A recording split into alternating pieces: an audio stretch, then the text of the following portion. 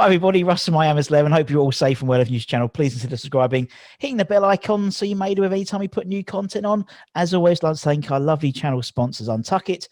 Check them out in the description below. Today's guest, he's hotspotting off his phone onto his iPad because his kids are homeschooling, and I can feel his pain. One more week, Ben. One more week.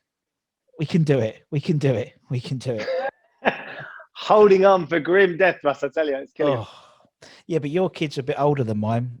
So Flo's only 8, so yeah, but it's still it's a hard task, isn't it? I've got utmost respect for teachers. How are you, by the way, Mr. Shephard? How are we? I'm okay, thank you. I am. I've been working throughout everything, even from first lockdown. We carried on working in the studio. The team have worked incredibly hard to make that safe and secure for everybody. We had to suspend some tipping point filming we were doing, but we ended up getting that done in the autumn. So we've got some more coming up. So fortunately, because I'd have been, if I hadn't been able to work, I would have been a nightmare. It's been bad enough. The missus is desperate for me to get out as much as possible. So fortunately, I've been okay. And it feels like, the weather's turned and there's a little bit of light on the horizon. The gloom is lifting. Yeah, it has. I mean, the first lockdown was a piece of poo, wasn't it? Really, a piece of piss, rather, really, because it was sunny. It was lovely, 35 degrees. There was an element of it as well, wasn't there? Where none of us had that much time at home. None of us had that much time with the kids being around. And suddenly you're going, oh, this isn't, we can spend a bit of time together. And everyone, everyone was making banana bread. We were making crisps. Like my wife and my youngest, Jack, were busy in the kitchen every day, making all sorts of stuff. Now, honestly, no one wants to go for a walk. No one wants to do anything creative. Everyone's like, oh, I'm so done with this now. Yeah. Can we just get a pizza? Yeah, it's so true, isn't it? It's so true. You always be so confident of like, yeah, it's all right. I'll cook it today. I'll cook it from scratch. And now it's like, oh, no chance. Can't be bothered. Can't be asked. No, can't be asked. Bothered. But also, we've got to look at sort of the small victories and the fact that at the time of recording we're still 4th in the league. That's not a bad thing. That's not a bad sensational. So we keep pinching ourselves. Yeah. The fact that we played well against City. I think we're one of the best performances against City for a number of seasons on the weekend, and we lost, and yet we're still 4th. Yeah. I think that it's testament to how well what you've got the team playing, how organised they are at the back, how brilliant we've become on the break, how sort of how much more incisive we've been up front as well. It's just been a joy this year, hasn't it? The only frustration for all of us, someone was saying to me the other day, what do you, I get asked to bits and pieces for newspaper articles. What's the first thing you're going to do when you get a chance? Who's the first person you want to hug? And of course, obviously it's supposed to be my mum. Yeah. That's the first person I want is my mum. But really, what I really, really would love to be able to do is go to the London Stadium, watch West Ham score and grab all my mates. Yeah. That's the hug that I've been missing. That moment, that jubilation and celebration. Just that unbridled, which is when I fell in love with West Ham all those years ago, was that moment of just that rush of energy and celebration. There's nothing like it. And a season when we've been playing so well and had so many fantastic victories and been scoring goals and really exciting young players and players coming through, and we've not been able to be there and be a part of it. That's what I'm yearning for. Yeah. Oh, and my mum as well. I'm yearning to hug my mum. Don't want my mum to think I'm not. Yeah. It doesn't matter. I thought he was going to say he's going to hug David Moyes. I thought a big old. Well, that goes without saying. Saying.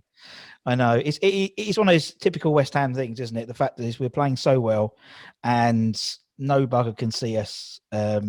Well, obviously I'm still there, so that's all right. But everyone else. Oh, you're all right then. Yeah, I'm all right. Don't worry about me. Yeah, I'm all right, Ben. I don't want anyone to come back. I've got car park space. Jesus, how the other half live.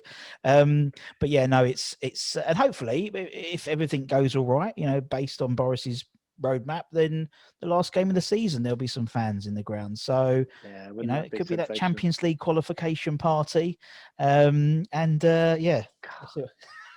It's surreal, that, isn't it? I kind of, as West Ham fans, ever the optimist, but a realist at the same time, and kind of just, tempering all our expectations with what, we're safe. It's all about getting 42 points or whatever. We're safe. Yeah. We're safe. But the idea that we could end up there. I mean, what a turnaround! What a sensational turnaround by Moyes and the team and the boys. Exactly. I mean, you could never. I mean, considering West, sort of June, July time when the fixture list came out, we were sitting there going, "Oh, that's it. We're not going to play. We're not going to get a point till November or something like that." Yes. Yeah. And now we are. Now it's just it's unbelievable. I mean, the fact is, we're probably the only out of those 20 games that City have won. We've probably given them the best game since in those 20. I've got a good mate who's a City fan, and he said exactly that. He said we needed a bit of luck to win on Saturday. I mean, obviously they dominated the game, but he said we've won games and not been run as close as that. He was sure that we were either going to win or we were certainly going to get a draw. So we, and I can remember watching games against City in the past through my fingers, just thinking, oh, please don't let it be a cricket score. And it didn't feel like that on Saturday, did it? It felt like we were in the game, we had a chance, we kept them quiet. And had that header just been on target at the end, who knows? Bloody Diop, who knows? and obviously, from a TV perspective, it's nice that we're above Piers Morgan for once, so yes, top team in London. Yeah. So not just Piers, but above Nihal as well, with the Spurs connection, which is thoroughly enjoyable every time I message him. I think the memes after the West Ham Spurs game when we came back and it was 3-3 were brilliant from the Spurs boys that do their YouTube channel, and they were laughing about bringing Lanzini off the bench, and they were bringing Bale off the bench, and then Lanzini getting the winner. And then the one last week as well, when we scored the goal and they VAR'd it to see if it was offside, and I don't know if you must have seen it as well. You can't go far without seeing them. And the YouTuber getting really excited because he thought it was offside, and then it's not offside. And there's just a sort of a moment of pure joy. But we've spent a long time on the other end of hidings against our local rivals, so it's nice to be able to enjoy that, isn't it? Yeah, exactly. I mean, that's my goal would be to finish, if we can, finish the top team in London this season, and that could mean Champions League, really, because based on how everyone else is doing. So I'll take that. But yes, you said, but many years of hurt. It's nice to have a nice set and in the right time. You know what I mean? It's like I don't think I could survive lockdown and having like a relegation. That's the nice thing about lockdown 1. You had 100 days. You didn't have to look at the table or anything, and it was. There is a moment though as well. I think because they've shown so much football, I think that's one of the things that's got me through, and some of my mates certainly. There's been so many games on. They've shown as many games as they can. And you can watch them all on the various platforms that you've got them. So there's always something, there's always a game of some sort to put on, so you can keep an eye on what's been going on and you can dip in and out. So I think that they've adjusted to that. The broadcasters adjusted to that brilliantly if you can get access to it. But it's just, no matter what we say, it's not quite the same, is it? It's not. Someone, I think, actually the official site put up, I think today, like the last game, the 29th of February or something like that last year when we beat, I know it's crazy. And when we beat Southampton 3-1, and I put a comment on it. It was weird to hear a goal with a proper like bunch of fans because Antonio won 3-1, and that goal is it was just bizarre, real bizarre thing. It's like even when we had 2,500 for the Man United game earlier this season, and to hear, because obviously I'm sitting there on my own. And then, I turned the Bubbles song off, and I can hear on the other side of the stadium. I can hear them, and I got really emotional. Singing. I think it's going to be really emotional when everyone's back in the ground. That's for sure. Yeah, I agree. I think you're absolutely right. I think it will be. Just feel like we're coming home a little bit. You're there. You're part of it. You can do your bit, because that's the thing, isn't it? You want to feel like you can do your bit. When the back's against the wall, that the sort of the crowd can be that 12th man to really help you think, and then hopefully the sort of imbue them with confidence as well. That's what we need to remember, is that they've played brilliantly without us there. So we need them to maintain that confidence and positivity. Totally, exactly. And you mentioned at the beginning, when we saw your many years of supporting them. How did it start, Ben? Why are you a West Ham fan? What's your story? So I grew up in Epping. I was born at St Margaret's Hospital. Me too. Right in the end of. I was on the last. I think I was one of the last ones. Born in St Margaret's before it starts becoming a maternity ward. There we go. That's a bit of pointless history. that you were born and they thought it's not going to get any better than this. We've got to close They this said, place out. look, I'll tell you what, we've got the best. We had some bloke called We Shephard. peaked. We had some bloke called We Shephard. peaked. Not going to do nothing. What's he going to do? Game I show. was. I think No, I was this guy. good few years before you. I was a Yeah. good few years before you. Not Yeah. true, no, So not true. Epping, Yeah. Carry on. I was born out that way, Yeah. and I went to the local state school till I was about 11 or 12. And my family are from the Midlands, so actually my brother and my dad are Villa fans because my dad had grown up there, but they weren't really into football. They didn't really watch it. They certainly didn't go to any of the games. Yeah. And then I changed schools and I went to Chigwell, and my mates at Chigwell were all West Ham fans. There was one Arsenal fan, and they were Spurs fans. And it was a couple of my mates. We're still really close now. It's a couple of my mates that took me down to Upton Park that first year, which was about 1986, and we sort of went down there, and that kind of started it really, because you only have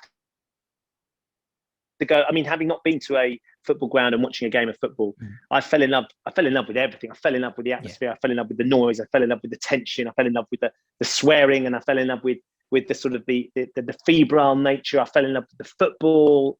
Absolutely everything: the smells, the sights, the sounds, and I was hooked.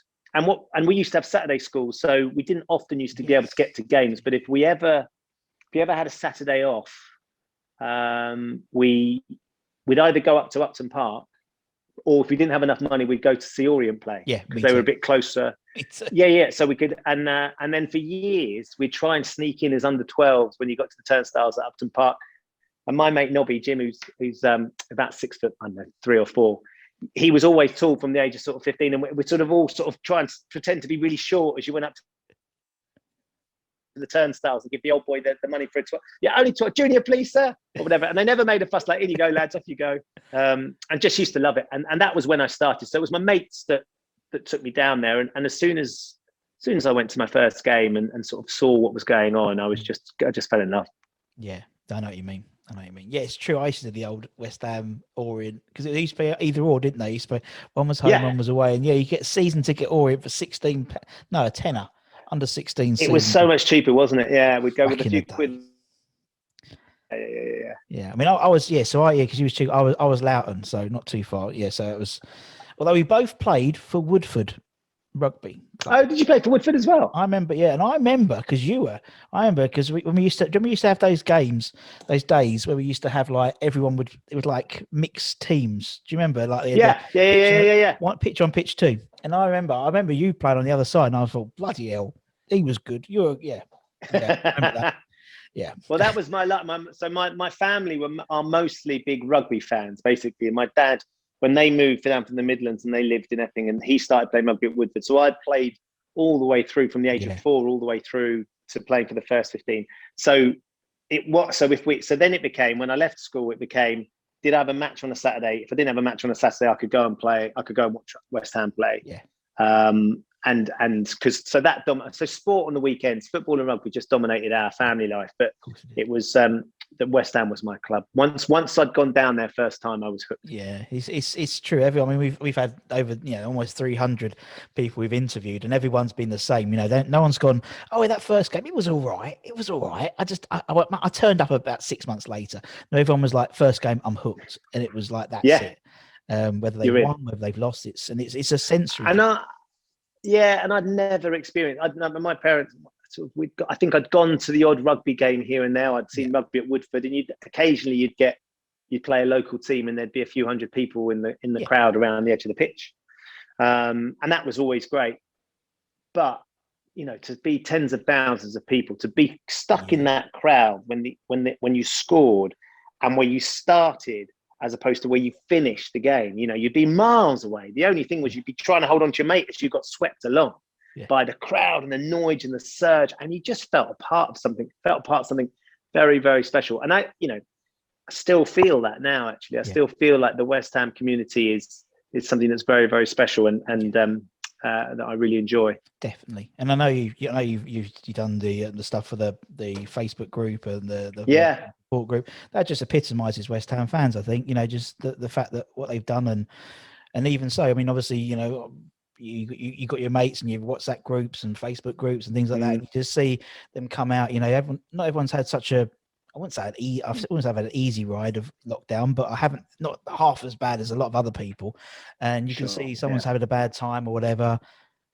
The West Ham fans all pull together, and it's great. It's great to see. It's great to see. We are special. I know we're biased, but we are a special group of fans. Very much so. Very much so. And obviously, you know, you had it's no point, we've got to talk about it. Obviously, the last game at Upton Park, having to do that as well. I mean, when you got the call, I've got this thing here, right?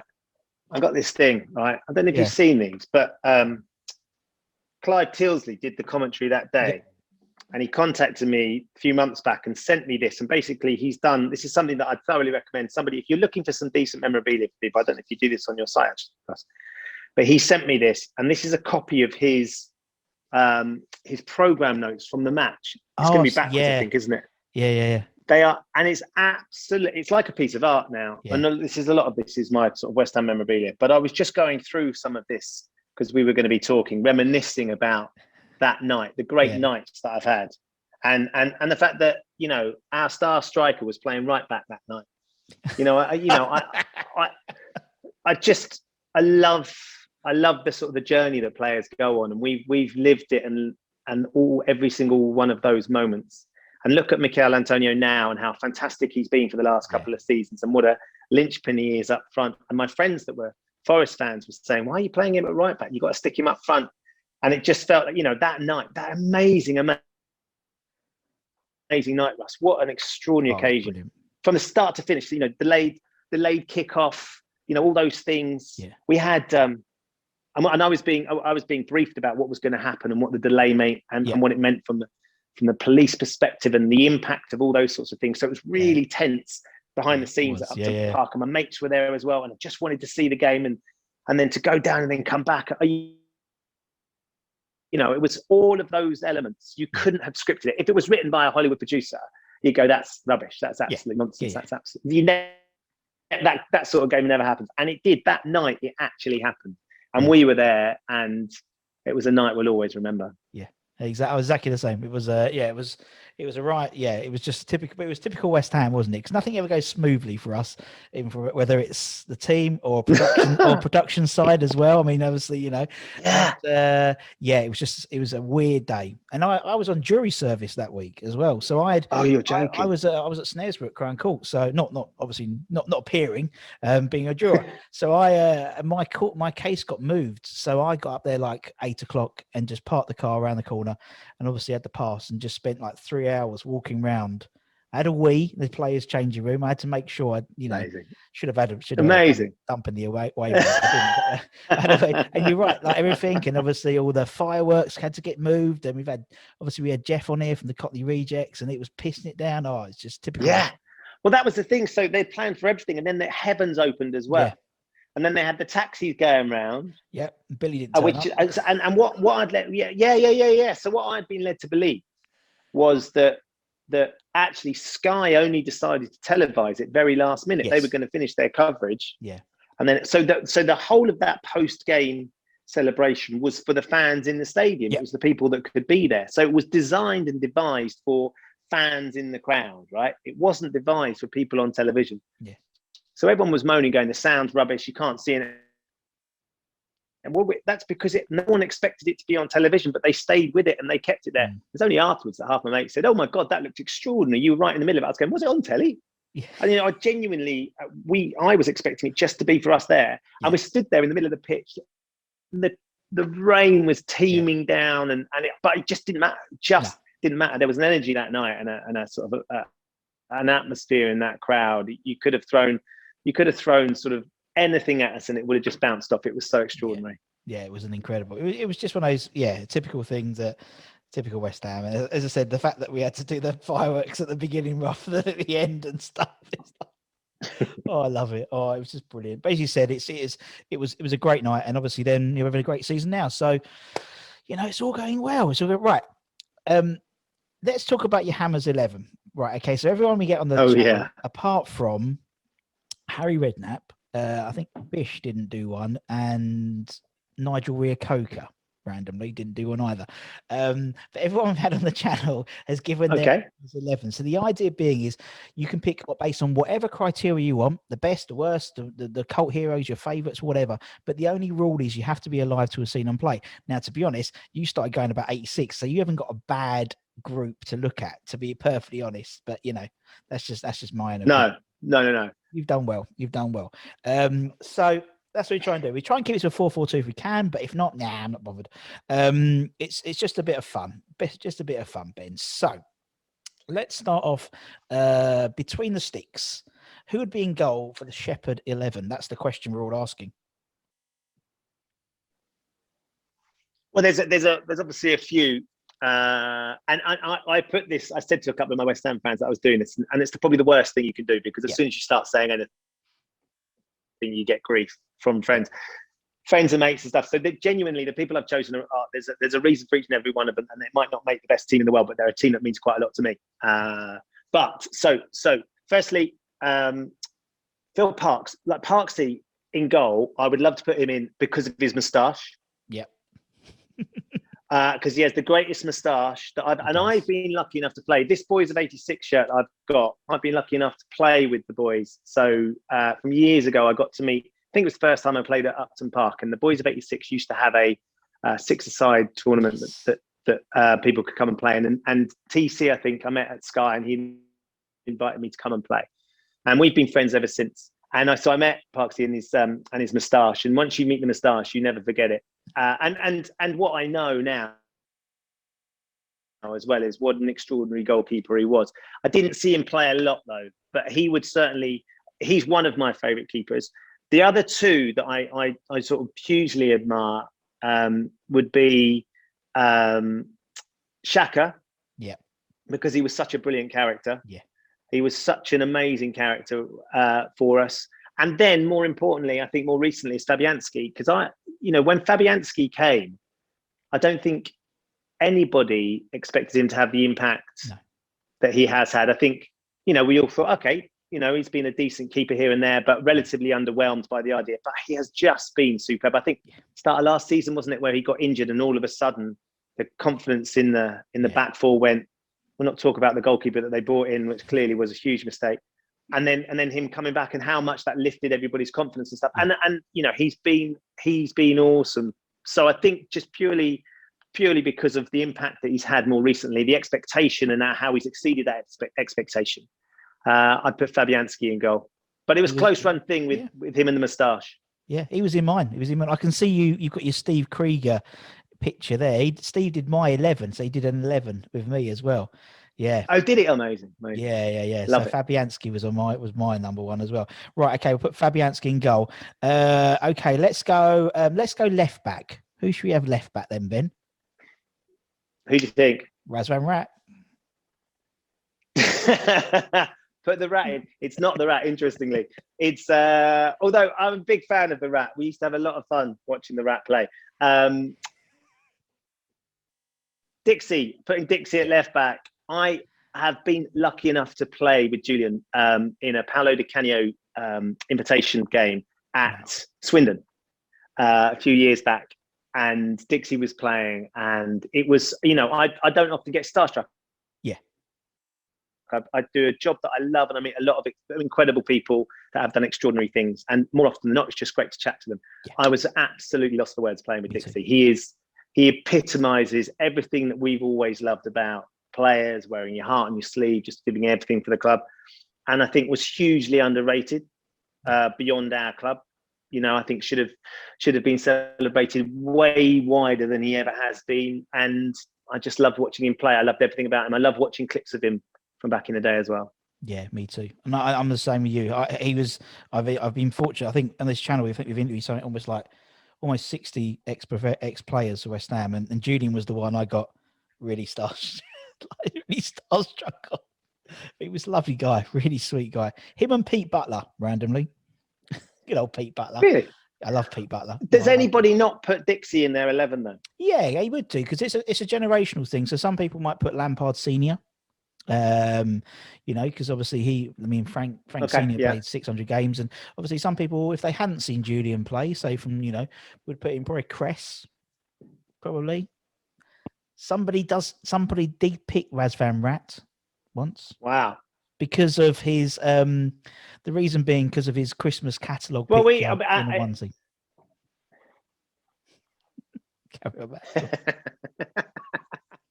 That's a good enough reason for me. Sometimes you just got split hairs, don't you, Ben? So it's like, what can you do? What can you do? Right, let's put June in. Yeah.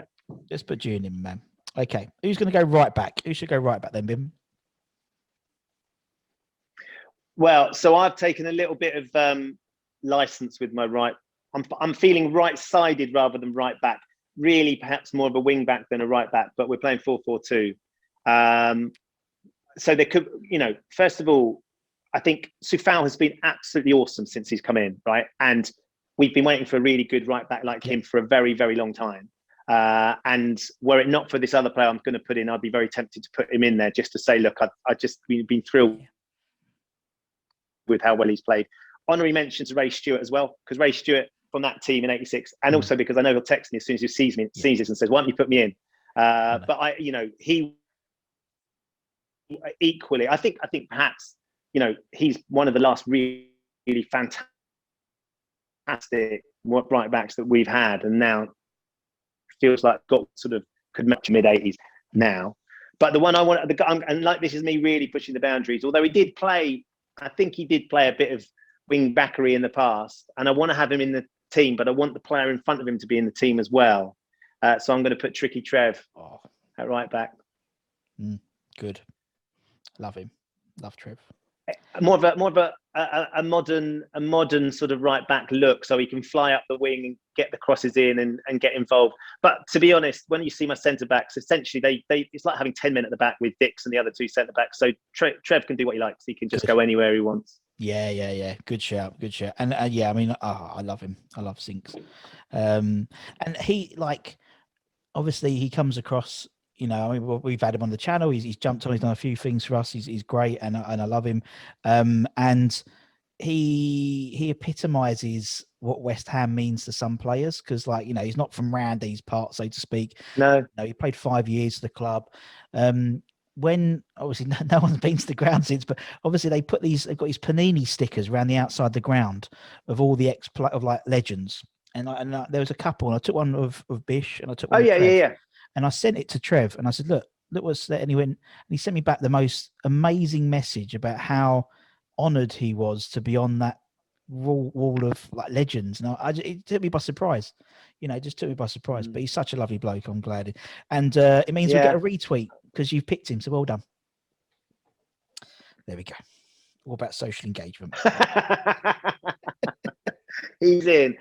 But he was, there are some games we've had when me and Cammy were doing goals on Sunday, and we had him in, and then we had Harry come in and talk about that game, the Bradford game with Paolo. I'm sure we'll come on to Paolo. Well, of course we will. He's there as well. But the Bradford game where Paolo sat down and insisted that Harry subbed him off, and Trevor has to dribble round him because he's in the middle of the pitch in the middle of the game.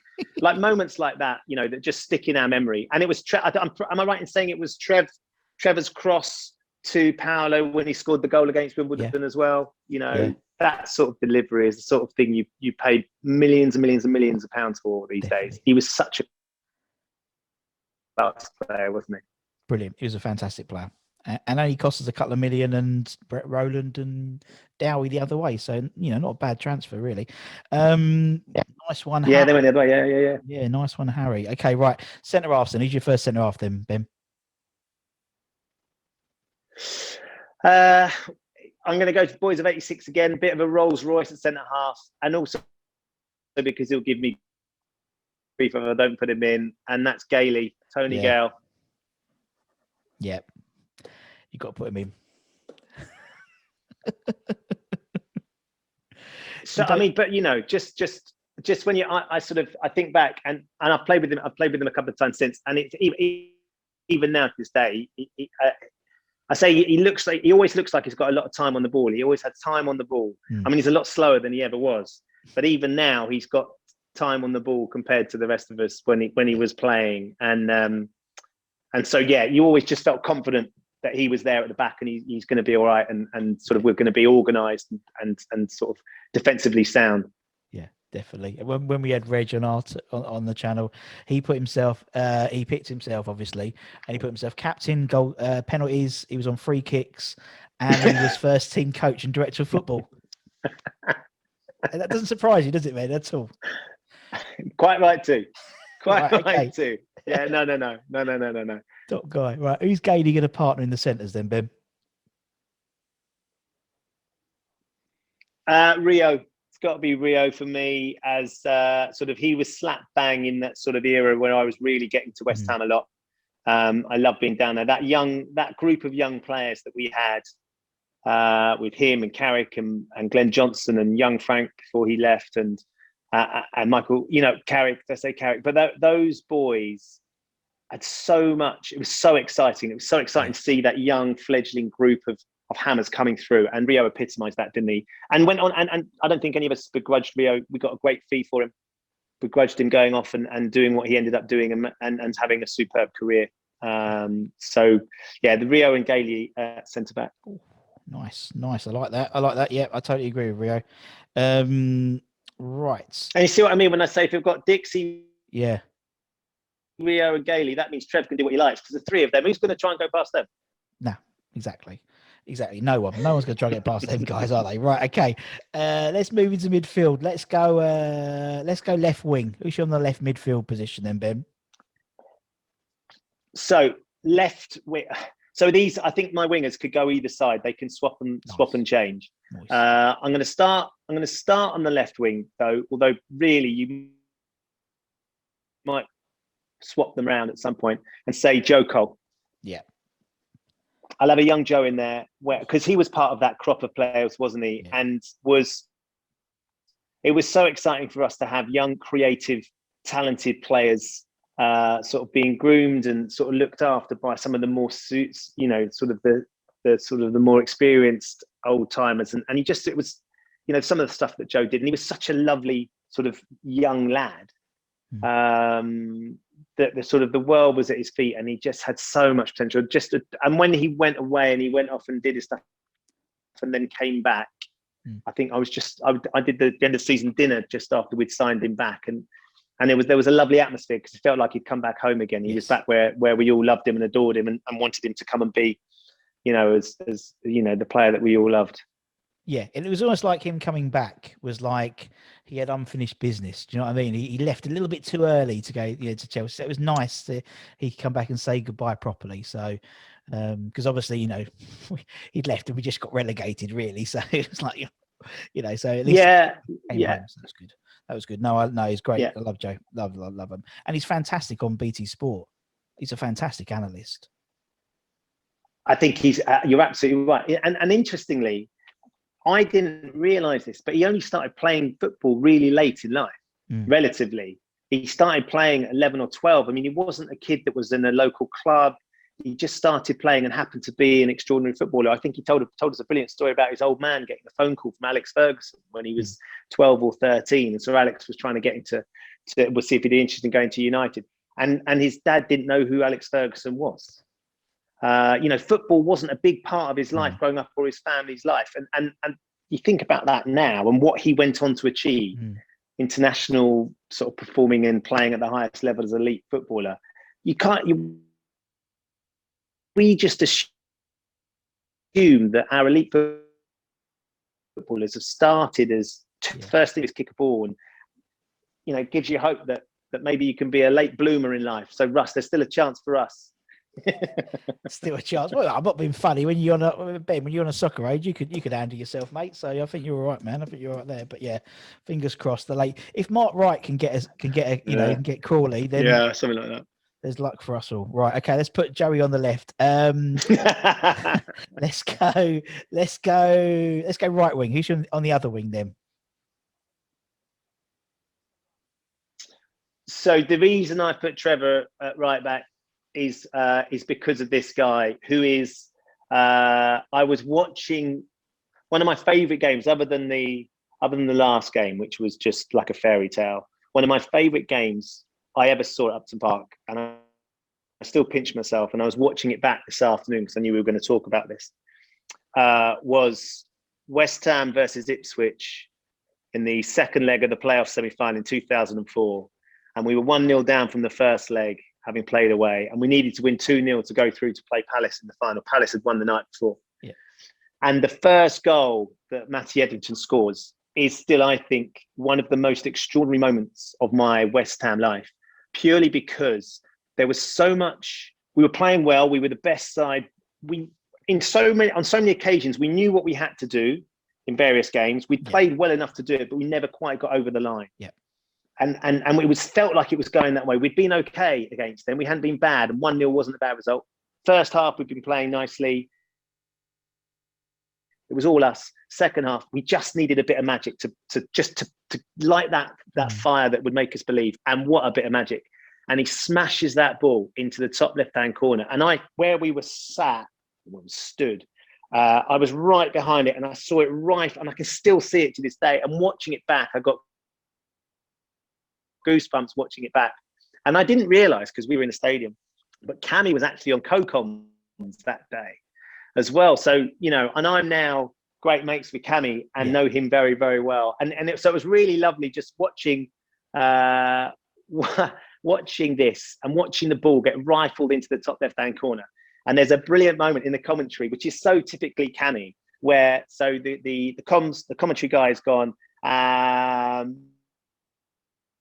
Matt Evans scores a belter, smashes the top left-hand corner, and Canio goes in that brilliant Canio way. On a big occasion, you need a big name, and Matty Elliott is that name. What a goal he's just scored. And it's just so Canio that he gets his name wrong. Oh, I love him. But within the thrill and the excitement of the whole thing, in the thrill and he just captured, and this is what he does brilliantly, and I adore him now, and I'm very biased, but he just captures the spirit of what the fans are feeling and the energy of that moment. And I've been lucky enough to chat with Matt a few times, and he's had his struggles, of course, off the pitch as well, and he's been very honest about all that, which I think is hugely important. But he's always so self-effacing and so humble about what he's achieved. But that moment lives, like we're talking about, you said to me, you can be anyone you like, Ben. And he might not be the first person that people think about, but because there are magical moments that all of us have experienced as fans of clubs, and that will always be one of my magical moments, that goal, because that goal sort of calmed everyone's nerves a little bit, gave the team the confidence to know, right, we just need one more and we're there. And then the great Christian Daly scores the winner, and we're off to Wembley. Well, it was Cardiff, wasn't it? Millennium Stadium, but we're off to the final. And that, oh man, what a great day. Yeah. That was one of those places, one of those games that people always talk about, isn't it? That Ipswich semi-final, and how the place was rocking. And that was a special. And I remember that as well, because you had Christian Daly afterwards. I remember we gave him the mic, and he was doing this sort of like Braveheart address to the fans. We'll take our freedom, whatever. We're going to Cardiff, and we're going to win. Obviously we lost, but but it's like yeah. Christian, love him. Yeah, I went. Yeah, and even watching it, I was back there. Even watching it this afternoon before we spoke, I was back there. I was in that moment, and that euphoria of that goal going in a way, he just strikes it so pure. Yeah, and what a goal by Matty Elliott. Matty Elliott. He played for us. He did a job for Leicester. Yeah, he did, didn't he? Right, let's go. Centre midfield. Blinding left foot. He was a good, surprising, very, very quick. And he had hair. Yeah. Matty Elliott was bald as well. And played centre back. Right, first centre midfield. Ben, go on then. What have you got? Well, look, I mean, I don't think there'll be any surprise. I've gone for two current players. I think, post Dixie, I think this young lad, and he's young compared to me, but this guy just epitomises everything we love about West Ham, and one-man club, just being an incredible servant to the club, has dragged us single-handedly at times over the line in various games, often does the hard yards without really getting any of the praise. I think is, again, massively underrated for whatever reason, but Mark Noble, again, just a great bloke, a fantastic player, a brilliant ambassador for the club, a great leader, everything you want your footballers to be, and a top guy as well. So Nobes is in there. Yeah, Nobes. I mean, I obviously, as I said, fortunate enough to still be at the ground, and And there's something special about having, and obviously it's not something in modern day football particularly much, where you have like your club captain, is a fan. And I didn't, and I didn't really think about that. And then we played Chelsea last season when we won 3-2 and Yarmolenko scored at the end. Mark wasn't in. Yes. Oh, what a goal! Yeah, it was a great goal. Yeah. Mark wasn't in the team. So he was sitting in the disabled area. That's where they all sit at the moment, because it's 2 meters apart because they've got space for wheelchairs. And he was watching the game like you or me were watching it. Do you know, like a fan? And I was like, oh, firstly, I wish I videoed it because it was incredible watching him watching the game as a fan. But he just sort of, I just fell in love with him. Yeah, living every moment. Yeah. Yeah, fell in love with him, man. Absolutely brilliant. Love him. Love him, love him, love him. He's going to be, I think he's going to be, like, I mean, I know you've got dogs and stuff. It's almost like I think he'll be like a retractable dog lead. When he retires, he won't be able to go too far from the ground and he'll have to be, like 5 meters from the ground and come back, and there's coaching. Yeah. And we've had Kevin Keane on, and Kevin said he's already, doing a lot of coaching with the kids and stuff. And I think that's very much, yeah, it's pretty sorted. It's got to be in his. But I think someone who is a leader like that has been such a fantastic ambassador for the club and all the way through, and clearly has done the hard yards and has been broken in, got into the first 11, played in the first 11, played around all these incredible players, and then ends up sort of still being at the club, still playing at the top level, still doing the job, and being such a fantastic sort of such a fantastic player for the youngsters still to look up to, because even though, like, we know that Mark's probably coming to the end of his time sort of starting, as we've seen, but he's still got a job to do, and he's still doing that with such passion and zeal. Like he's managing that brilliantly. You certainly get the sense from Mark that the club's always, you get some players come in and they're big, they feel like they project they're bigger than the club, but that's never been the case with Mark. The club's always been the thing that's key. And that's, as a fan, from a fan's perspective, there's nothing more important than that. No, you're right. More seductive. And you're right. That sort of, 15, 20 minute man, that's his role. And that's what he's going to be. He'll come on for the last 15, 20 and he can do that for another couple of seasons. He's fit enough, man. And let's hope so. Yeah, let's hope so. Or at least next season, at least. So some people will say goodbye to him. You know what I mean? If it's the case. But right, let's put Nobes in. Who's Nobes going to partner in the central defence position then, Ben? Well, I think the player that we've all been most excited about for the last few seasons as he's grown in stature, and undoubtedly that's got a lot to do with the fact he's been playing alongside Mark as well, and he's learned from him. But it's Declan Rice. Yeah, there is something about watching Declan Rice and having watched him over the last few seasons becoming the player we all want him to become. He has this sort of extraordinary talent anyway. But more than that, just embodies everything that Dixie and Nobes has. Absolutely wears his heart on the sleeve for the club. Doesn't stop running from the minute start to the end. He's tracking back. He's putting in tackles. He's putting in passes. He pops up every now and again with the odd shot. And the thing, we can all talk about how much we love someone like Declan Rice. Yeah, so we can all say, God, this kid's amazing. He's going to be fantastic.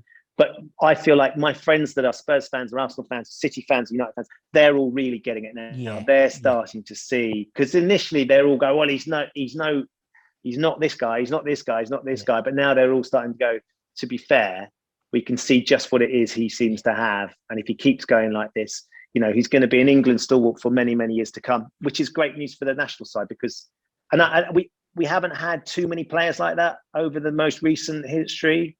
So when you get one that comes along that feels like he's been nurtured all the way through and is going to go forward and could do some extraordinary things internationally as well, I think that's something that we can all be very proud of. So I'm going to stick Declan in there. Yeah, definitely. And you're right. There's something very old school about him. Just the way he carries himself, just the way he just seems to have like, you know what I mean? It just, and even like the way he interviews as well, you can tell he hasn't had that media trained out of him yet. Do you know what I mean? He's so enthusiastic like we are. It's amazing. And the fact that he's only 22 and he's captains our club and, he's played 100 and something games is just mental. Absolutely mental. Absolutely mental. Love him. He's old before his time, isn't he? He's wise. And I love that sort of having that sort of, that wise head on young shoulders is the sort of thing that is hugely important in a world where there's so much focus on these youngsters and these young players, and it's so easy to get things wrong, and we all get things wrong, right? and you just feel like he's been really well schooled and guided, and is listening to the right people, and that's absolutely key. Definitely. All right, we'll put Mr. Rice in. Who's going to be your first striker? I've got so there are so many honourable mentions here before we get to actually writing people down. I've got to mention Super Teddy, because I adore Teddy, and I think Teddy was for him to carry on doing what he did for such a long time in the Premier League, and us getting Teddy for a bit. I've been lucky enough to play with Teddy as well, and he's just a brilliant bloke, and so incredibly. Whenever we did Soccer Aid together, he was always so incredibly passionate about helping us lot that were Muppets that are trying to play and imparting some advice or support or energy. He was an absolute gent, and so definitely want to mention Teddy. Definitely want to mention Bobby Zamora, because what Bobby's done over the years and the goals that he popped up with, hugely important to us, and loved that. Andy Carroll was a player that I always, we just desperately wanted him to stay fit for a whole season. So we got the best out of Andy Carroll, because when we did get the best out of him, he was unstoppable. He was just, what an amazing dimension he added. Love Carlton Cole. Carlton Cole was always, the sort of player that again, having him on the pitch, you never knew what might happen, but sometimes it would be magical, sometimes it wouldn't. But what an amazing player to have on the pitch at times. Ricardo Vaz Day, because he scored the goal when I was at Wembley, when we won the playoff final at Wembley. I'll never forget walking down Wembley Way and West Ham colours, the claret and blue of West Ham being there, the sort of thing you dream of as a kid. And that goal and that game, short of the 2-1 again, the 2-1 in the 2-0 in the semi-final, the last game, being there when we won that playoff final is dream come true territory, isn't it? Being at Wembley to watch your team win final. So him as well, but none of, especially because it's my daughter's due day as well. She was due that day, and I had a really good ticket. I was front row, bang in the middle. Did she arrive that day? No, she didn't. Luckily, but yeah. She arrived a few days later.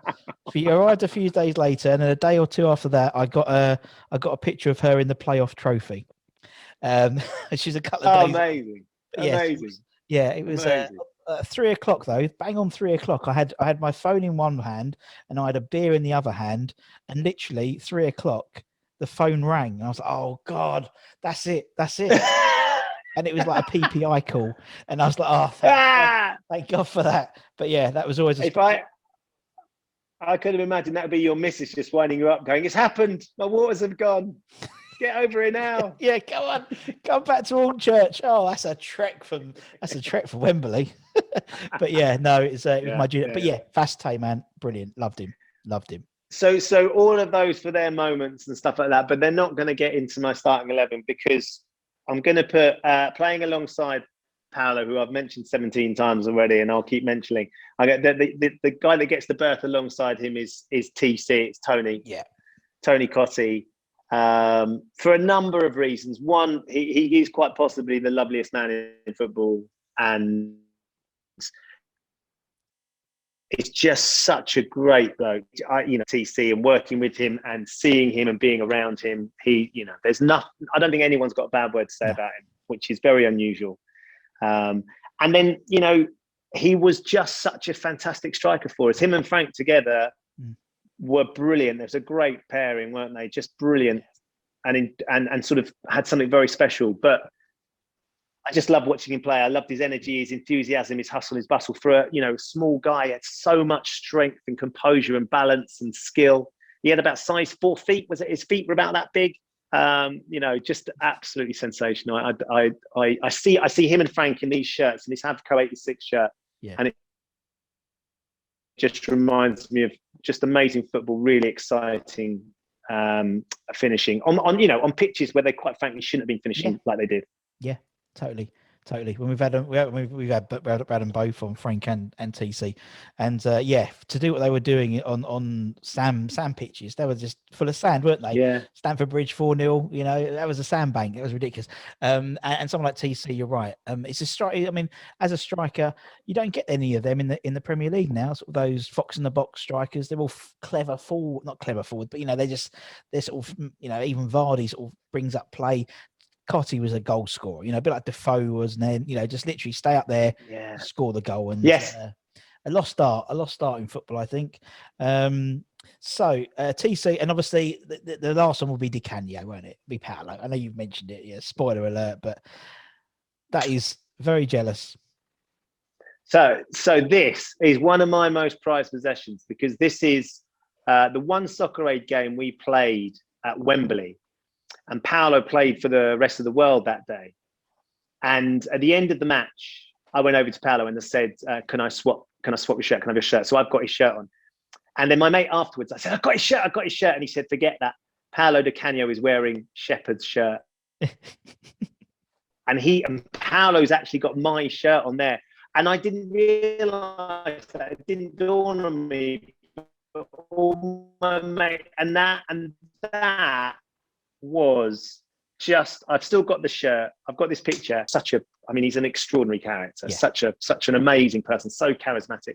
And when he saw this, I asked him to sign it. He asked if he could get a copy of the picture as well, because he really liked the picture, because it reminded him of what a great night he'd had at Wembley doing this for UNICEF. So he got him a copy of the picture as well. So somewhere, Paolo's got a signed copy of me. Well, when I interview I'm not Paolo, sure he feels the same way about that. Exactly. When I interview Paolo eventually, I'll ask him the same question. Where's your Ben Shephard picture? And he'll be like, ask him. Where do I get in his My Hammers 11 supporters 11? Exactly. Oh, brilliant. You know, we talk about mercurial talent though, Russ, don't we? About players that do extraordinary things, the sort of thing that gets you coming back, the sort of thing where the ball is at their feet and exciting things can happen. Payet had it for a season for us, didn't he? I mean, he really had the little bit of magic where something special could happen from nowhere. And that fella was just sensational. And still now, you know, the West Ham sort of writhed through his blood when you talk to him about it. He's so passionate about it. Some of the stories that Harry tells us about him are just remarkable. He was one in a million, one in a lifetime as a player, and scored the greatest goal that, you know, that the Premier League's ever seen, still does, with that sort of mid-air scissor kick finish, remarkable bit of genius. I adore him. So Paolo's up there as well. Yeah. And he was, and unlike Payet, I mean, Payet was a fantastically skillful player.